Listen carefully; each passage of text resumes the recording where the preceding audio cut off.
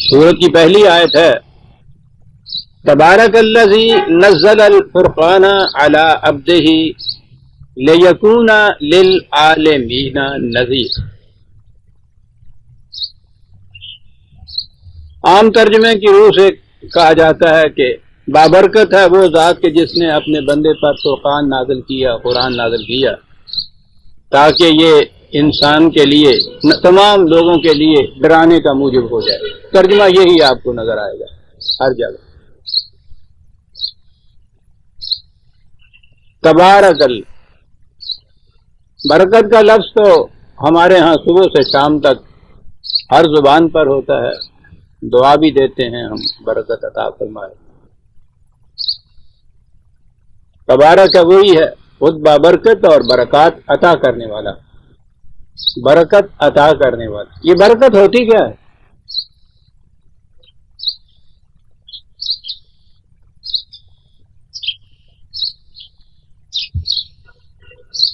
سوچئے تو صحیح ذہن میں کوئی چیز متعین ذہن میں آپ کے آتی ہے؟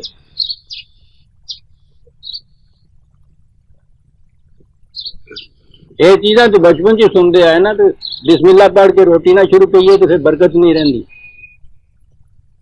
سوچئے، میں عرض کر رہا ہوں کہ برکت کہتے کسے ہیں، اور سوچئے، ہے نا ایک ذہنی معہوم سی تصوراتی چیز، اور صرف اس ایک لفظ پر ہی نہیں، کبھی سوچئے گا صبح سے شام تک کتنے لفظ ہم بولتے ہیں کہ جن کا کوئی متعین مفہوم ہمارے ذہن میں نہیں ہوتا، بولتے رہتے ہیں، ساری عمر بولتے رہتے ہیں، ساری قوم بولتی رہتی ہے، ساری دنیا بولتی رہتی ہے، لیکن کھڑے ہو کے سوچیے تو صحیح کہ وہ ہم کہتے کیا ہیں؟ برکت عطا کرے۔ برکت ہوتی کیا ہے؟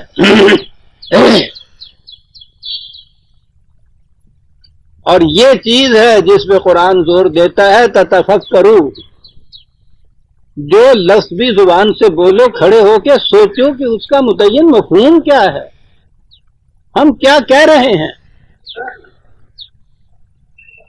اعلیٰ تعلیم جو ہے، اعلیٰ اقدار جو ہے، ان کو چھوڑیے، روزمرہ کی زبان میں جو الفاظ آپ بولتے ہیں ان کے متعلق تو آپ کو معلوم ہو کہ میں کہتا کیا ہوں،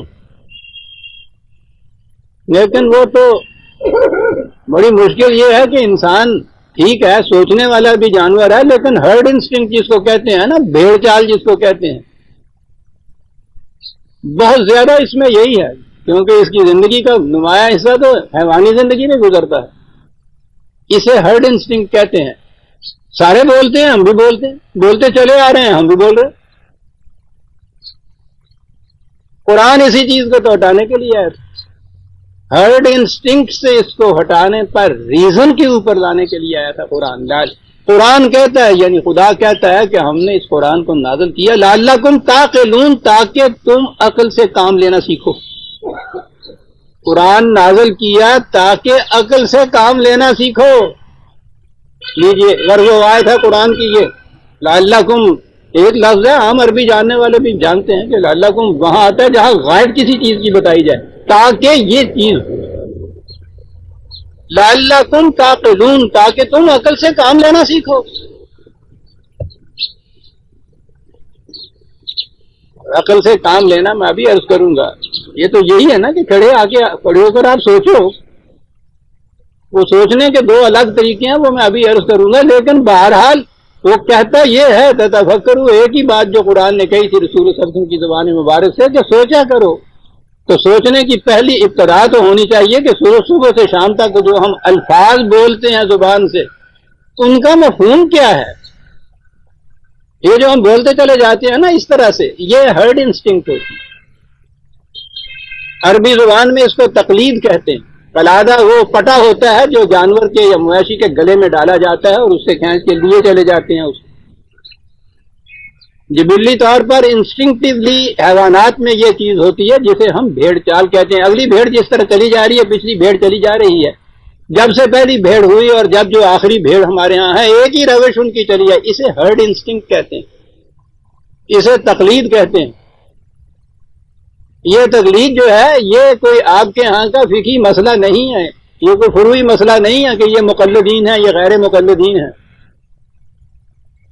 سوال ہی یہ ہے کہ ہرڈ انسٹنکٹ کے اوپر چلنا ہے یا ریزن کے اوپر آپ نے چلنا ہے.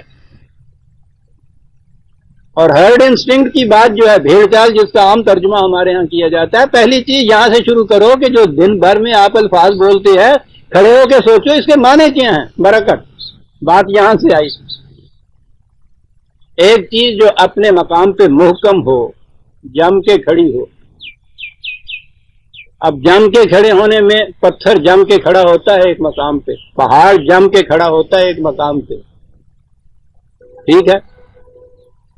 اس میں نمو یا نشو و نما یہ نہیں ہوتی، جامد ہوتا ہے وہ. لیکن ایک شے جو اپنے مقام پہ محکم مستحکم بھی ہو اور اس میں نشو و نما بھی ہو رہی ہو، عربی زبان میں اسے برکت کہتے ہیں. جیسے درخت اپنے مقام پہ بھی جم کے کھڑا ہے اور نشو و نما بھی ہو رہی ہے. سوچ رہے ہیں آپ ایک لفظ میں کیا کچھ کہہ جاتے تھے یہ لوگ، پتہ نہیں کیا کر گئے یہ زبان بنانے میں یہ لوگ جو تھے.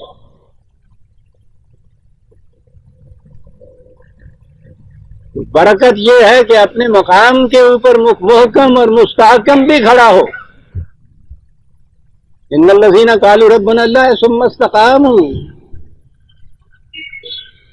جنہوں نے کہا کہ ہمارا رب اللہ ہے اور پھر جم کر کھڑے ہو گئے اپنے اس دعوے پر، ان پر فرشتے اترتے ہیں قرآن کہتا ہے. لیکن میں جم پہ کھڑے ہونا میں نے کہا نا، وہ تو پتھر اور پہاڑ بھی اپنے مقام پہ جم کے کھڑا ہوتا ہے. جم کے ایک مقام پر جم کے کھڑے رہنا اور نشو و نما ہوتے چلے جانا، اس کا بڑھنا پھولنا پھلنا ساتھ اس کے، اسے برکت کہتے ہیں. اللہ برکت عطا فرمائے کہ معنی یہ ہے کہ تم اپنے محکم اصولوں پہ جم کے بھی کھڑے رہو اور زندگی کی ارتقائی منازل بھی طے کرتے چلے جاؤ. اب سوچئے گا کہ ہم میں سے کسے برکت حاصل ہوتی ہے. اور تبارک کے معنی ہوا کہ وہ ذات جو خود یہ اس صفت کی مالک ہے اور وہ یہ چیزیں عطا کرتی ہے دوسروں کو.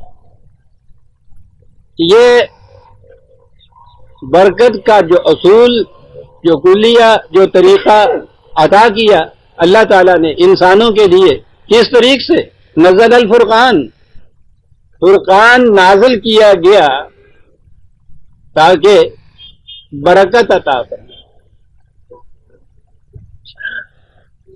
جسے ثبات و تغیر کا امتزاج کہتے ہیں. پرماننس اینڈ چینج کا اپنے مقام پہ محکم بھی کھڑا ہے اور اس کے ساتھ ساتھ نشو و نما ڈیولپمنٹ بھی ہوتی چلی جا رہی ہے.